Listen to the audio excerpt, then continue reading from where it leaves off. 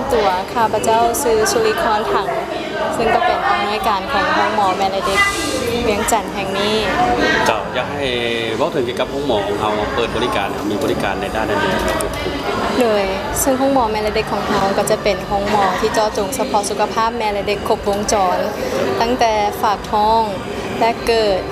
จนฮอดสักวัคซีนพยาธิยิงครบวงจรมีการให้การปรึกษาทางด้านการมีลูกยากการเอาลูกทุกๆสิ่งทุกอย่างครบวงจรตั้งแต่แม่สู่ลูกเจ้าสำหรับหมอเราถือว่ามีความพิเศษอะไรๆความโดดเด่นทางหมอเจ้าซึ่งห้องหมอของพวกเขาก็จะนำใช้เครื่องจักรที่ทันสมัยได้มาตรฐานห้องผ่าตัดที่ได้มาตรฐานแล้วก็จะมีเซียวซานเด็กเซียวซานพยาธิยิงแล้วนอกจากนี้ของเขาก็ยังมีห้องแลบที่ให้การกวดเลือดกวดพยาธิครบวงจรทั้งรวมทั้งเช็คสุขภาพแล้วเขาก็ยังมีห้องวิจัยที่ว่าสามารถกวดเกี่ยวกับมะเร็งทุกชนิดครับคือว่าห้องหมอเราถือว่าพิเศษโดยเฉพาะเป็นความทันสมัยบ่จ้ะแม่นความทันสมัย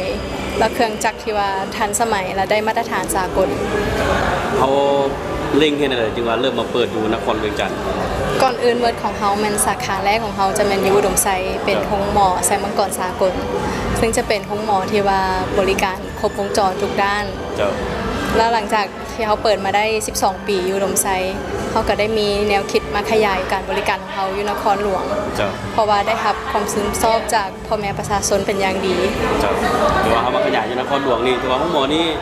จิตตั้งอยู่นครหลวงเขาสามารถรองรับคนเจ็บได้หลายคนเจ็บของเขากับแม่จะมาใช้บริการก็จะเจาะจงแต่เฉพาะแม่และเด็กแล้วเขาก็จะมีในอนาคตเขาก็จะขยายเพิ่มอีกเป็นบริการที่ว่าสำหรับลูกค้าทั่วไปแต่ของเขาเฉพาะก็จะเป็นเพราะว่าตัวนี้เป็นแม่และเด็กเนาะก็จะเจาะจงเฉพาะแม่และเด็กซักวัคซีนแล้วกวดสุขภาพทั่วไปหลังจากนั้นก็อาจจะมีการขยายพื้นที่ถ้าว่าเขาได้พื้นที่เพิ่มปัจจุบันพื้นที่ของเขามันจะห้องรับสำหรับลูกค้าที่ว่าเข้ามานอนจะเป็นลูกค้า VIP หมดเขาจะบ่มีเตียงผสมเพราะแต่ละห้องของเขาจะเป็นเตียงเดียวหมดก็ถือว่าปัจจุบันนี้ห้องรับได้จำนวนหลายพอสมควรจำนวนหลายพอสมควรถือว่าเห็นว่าอนาคตมีแผนจะขยายไปทางไหนในอนาคตเพราะว่าเดี๋ยวนี้เขากำลังมีสาขาที่หลวงพระบางซึ่งกำลังก่อสร้างอยู่ตัวนั้นก็จะเป็นห้องหมอที่ว่าห้องรับทุกบริการคืออยู่โรงไซแล้วจะมีอีกสาขาหนึ่งก็คืออยู่จำปาสักซึ่งตัวนี้มันเขาได้ร่วมมือกับมหาวิทยาลัยสุขภาพแห่งชาติของจำปาสักซึ่งก็จะเปิดในไวๆนี้คือกันถือว่าแผนอนาคตมันจะขยายไปเกือบทุกแขวงเป้าหมายมันเขาอยากจะขยายไปทั่วทุกแขวงเพราะว่าเขาอยากให้การบริการของเขาให้พ่อแม่ประชาชนเข้าถึงได้ในบริการที่ราคาคุ้มค่าบริการดีได้มาตรฐานอยากให้ว่าถึงในหนึ่งเกี่ยวกับการมาใช้บริการอยู่ทางหมอเขาสามารถเข้าถึงได้ทางใดทางด้านของเขาเข้าบริการสามารถเป็น walk in หรือว่าเป็นการนัดผ่าน WhatsApp หรือว่า Facebook Page ของเขา